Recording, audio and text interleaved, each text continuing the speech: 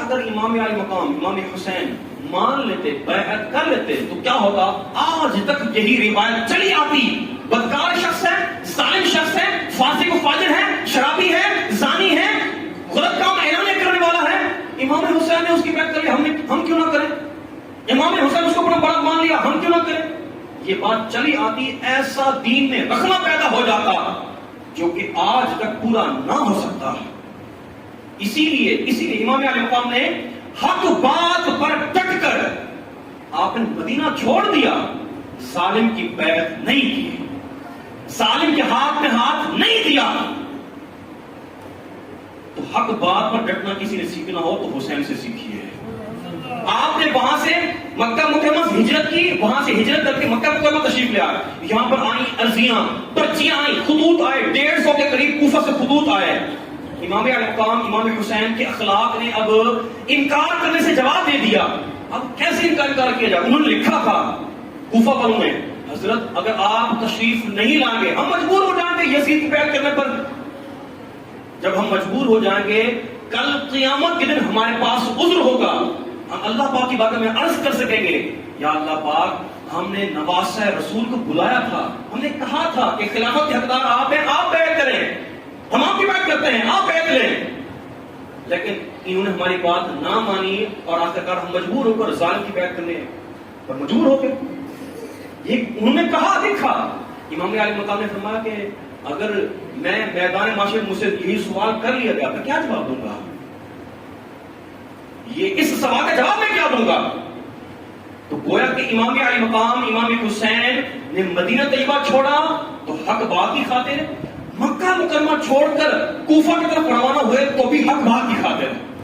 اگر آپ کو خلافت کی طلب ہوتی، آپ مدینہ طیبہ میں خلافت کا اعلان کر دیتے، سارے کے سارے آپ کے مرید ہو جاتے، آپ کی خلافت مان لیتے، آپ کی بیعت کر لیتے، مکہ مکرمہ میں اعلان کر دیتے، کون تھا انکار کرنے والا؟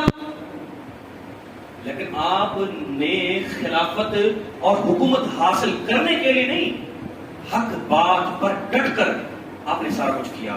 مدینہ طیبہ چھوڑا، مکہ مکرمہ چھوڑا، کوفہ جا رہے تھے، راستے میں روک لیا گیا اور حر نے کہا، حضرت حر رحمت اللہ تعالی علیہ، بعد میں تو یہ امام علی مقام کی طرف آ گئے، پہلے یزید کی طرف سے آئے تھے اور یہ عرض کرتے ہیں حضور میں کیا کروں، مجبور ہوں، حکومت کا آرڈر ہے، اور اس نے کہا ہے کہ یزید کی طرف سے آرڈر آیا ہے کہ نہ آپ آگے کوفہ کی طرف آئیں نہ آپ پیچھے جائیں، کر رہی ہیں تو بیعت کریں۔ بس اس کو اتنا اندازہ نہیں تھا کہ یہ بدبخت یزیدی اتنی حد تک پہنچ جائے کہ امام علی مقام کو شہید کر دیں گے، اندازہ نہیں تھا۔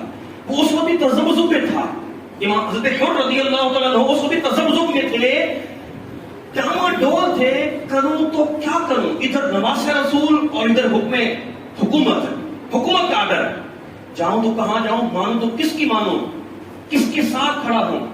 لیکن جب امام علی مقام امام حسین کو شہید کیا جا رہا تھا نا، کہ آپ کے رفقا کو شہید کیا جا رہا تھا، اس نے وہاں سے لگائی ایڑ، گھوڑے کو گھوڑا پر نکالا، ساتھ ان کا کہ شاید یہ لڑنے جا رہا ہے امام علی مقام کے رفقا سے، لیکن وہ سیدھے پہنچے امام علی مقام کے پاس اور عرض کرتے حضور جو غلطی ہوئی معاف کر دیجئے، مجھے اپنی بارگاہ میں قبول کر لیجئے۔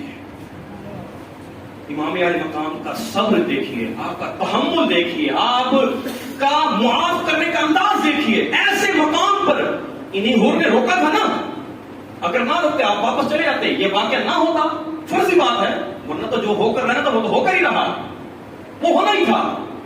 لیکن بات یہ ہے کہ اگر یہ نہ روکتے، واپس چلے جانا دیتے، واقعہ نہ ہوتا، امام علی مقام شہید نہ ہوتے، آپ کے رفقا آپ کے گھر والے شہید نہ ہوتے، آپ کے شہزادے آپ کے بھائی شہید نہ ہوتے۔ لیکن یہی حر جب پشیمان ہو کر شرمندہ ہو کر امام علی مقام کی بارگاہ میں لڑائی کے وقت، لڑائی کے دوران آتے ہیں، امام علی مقام کہتے ہیں ہم نے تمہیں قبول کر لیا۔ کتنی یہ پیاری مثال ہے صبر و تحمل کی، اور کتنی پیاری مثال ہے عفو و درگزر کی، معاف کر دینے کی۔ تو حضرت حر نے ان کو روکا اور نہ آگے جانے دیا نہ ہی پیچھے جانے دیا۔ امام علی مقام امام حسین اس وقت رک گئے، آخری 3 دنوں میں پانی بند ہونے کی بھی روایات ہیں، پانی بند کر دیا گیا۔ آخرکار 10 محرم الحرام جمعہ کے دن سن 61 ہجری کو امام علی مقام اور یزیدیوں کی آپس میں جنگ شروع ہوئی. آپ نے اس پر خطبہ دیا, سمجھایا یزیدیوں کو تاکہ یہ سمجھ جائیں کہ اس قتل ناحق میں گنہگار نہ ہوں. نہیں سمجھے. حدیث پاک میں ہے حب الدنیا رأس کل خطیئۃ, دنیا کی محبت ہر برائی کی جڑ ہے. دنیا کی محبت جب غالب تھی تو کوئی چیز نظر نہیں آئی, نہ نواسہ رسول نظر آئے, نہ نسبت رسول نظر آئی, نہ ہی ان کو یہ نظر آیا کہ ہم ایک ناحق قتل کی طرف جا رہے ہیں, ایک ناحق قتل کر رہے ہیں. کوئی چیز نظر نہیں آئی. دل پر دنیا کی محبت غالب آ چکی تھی. تو امام علی مقام امام حسین نے اس وقت آپ کو کہا گیا یزید کی بیعت کر لیجیے, ہم آپ کو چھوڑ دیتے ہیں, آپ کو انعامات ملیں گے, بڑا مقام اور مرتبہ مل جائے گا, بڑا مال و دولت مل جائے گا, آپ آرام سے مدینہ طیبہ میں زندگی گزاریے, بس یزید کو اپنا خلیفہ مان لیجیے. آپ نے فرمایا اگر ماننا ہوتا, گویا آپ نے فرمایا ماننا ہوتا تو مدینے میں نہ مان لیتا, ماننا ہوتا تو مکے میں نہ مان لیتا. میں جب تک میرے خون کا آخری قطرہ موجود ہے میں یزید کو خلیفہ نہیں مانتا, بھلے میرا اپنا سر چلا جائے, میں شہید ہو جاؤں. آپ نے حق بات پر ٹک کر وہ مثال قائم کی کہ غیر مسلم مفکرین بھی مانتے ہیں, غیر مسلم لوگ بھی مانتے ہیں. ایک غیر مسلم شخص ہے, بڑا وہ مفکر گنا جاتا ہے, کہتا ہے کہ مجھ پر ظلم و ستم کیا گیا, 20 سال تک ناحق مجھے قید رکھا گیا. آخرکار میں نے سوچا کہ میں اس ظالم کے آگے ہار مان لیتا ہوں, زندگی تو گزارنی ہے نا. لیکن جیسے میرے دل میں یہ بات آئی, ساتھ میں ہی مجھے واقعہ کربلا یاد آیا. غیر مسلم ہے, وہ کہتا ہے واقعہ کربلا میں نے یاد کیا کہ ظالم کے سامنے ڈٹ کر جو مثال قائم کی امام حسین نے, اس سے بڑی اور کیا مثال ہوگی. وہ کہتا ہے کہ میں نے جب اس واقعے کو یاد کیا تو مجھے ٹھارس بن گئی اور میں اور ڈٹ گیا, نہیں جھکا اس کے سامنے. رہائی مل گئی, آزادی مل گئی, اس کو آزادی مل گئی. امام علی مقام کا سر بلند ہو گیا. امام حسین رضی اللہ عنہ سے سیکھنا چاہیے کہ حق بات پر ڈٹنا کسے کہتے ہیں, حق بات پر ڈٹنے پر ایک دوسرے کو وصیت کرنا کسے کہتے ہیں. جب آپ کے گھر والوں نے دیکھا ہوگا کہ ننھے شہزادے کو بھی شہید کر دیا گیا ہے, ننھے علی اصغر دودھ پیتے بچے کو امام علی مقام گود اپنے ہاتھوں میں لیے ہوئے ہیں, لے کر کہتے ہیں اے یزیدیوں, اس بچے نے کیا بگاڑا تمہارا, اس کو تو کچھ قطرے پانی دے دو, اس نے تمہارا کیا بگاڑنا ہے, تمہارے ساتھ کیا لڑنا ہے. آخرکار ایک ظالم جفاکار یزیدی نے تیر چلایا اور میرے امام علی اصغر کے گلے میں پیوست ہو گیا. امام علی مقام نے اس وقت بھی حق بات پر ڈٹنے کی مثال قائم کی ہے. حق بات پر آپ پیچھے نہیں ہٹے. اپنے ننھے شہزادے کا لاشا اپنے ہاتھوں میں لے کر آ رہے ہیں, اپنے ہاتھوں میں ان کو شہید ہوتے دکھا ہے, لے کر آئے ہیں اور گھر والوں کو کہتے ہیں لو نانا جان نے ان کو کوثر کا پانی پلا دیا ہے. نانا جان سے یہ کوثر کے پانی سے سیراب ہو گئے ہیں.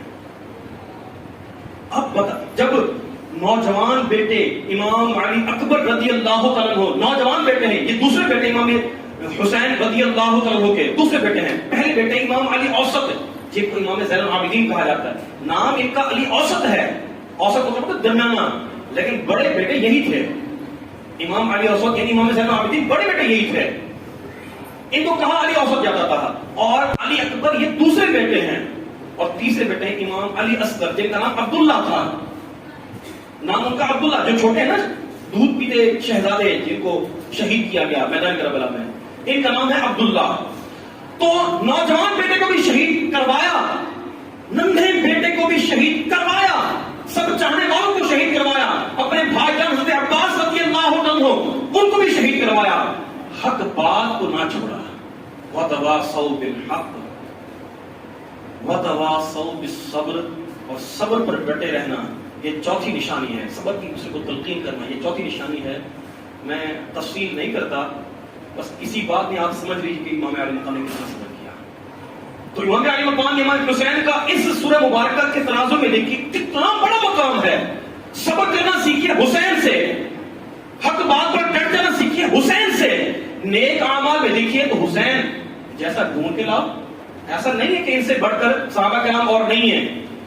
عبادات میں اور نہیں تھے، لیکن جو ان کے بعد والوں کے اعتبار سے دیکھیے، ان جیسا ڈھونڈ کے لاؤ اور ایمان ان کے گھر سے ملا ہے، تو یہ کتنے کامل الایمان اور کتنے کامیاب انسان ہیں۔ میرا جو موضوع ہے اس کی طرف جانا بہت ابھی دیر لگ جائے گی، میں آخری بات کرتا ہوں اپنے بارے میں ہم نے کیا سیکھا کربلا سے، ہم نے کیا سیکھا امام حسین کے کردار سے۔ امام حسین رضی اللہ تعالیٰ عنہ تو نیزے پر بھی قرآن سناتے ہیں، اور حسینی کہنے والا ایسا ہے جس کو قرآن دے کر پڑھنا نہیں آتا ہے۔ عجیب کی بات نہیں؟ عجیب بات ہے نا، حسینی ہو اور قرآن پڑھنا نہ آئے نہ صحیح ساکو تا قرآن ہم دے اصل تا شروع کنو چھوٹے نہ ایسا پڑھن پیسے قرآن پاک اسی تے سکھیا سی ساڑی خالہ رہتی سی او دے کو جا کے سکھیا قرآن پاک سوڑو ساڑے کو قرآن پاک اسی تے پڑھتے رہندے ہیں، ہون بھی پڑھتے رہندے ہیں۔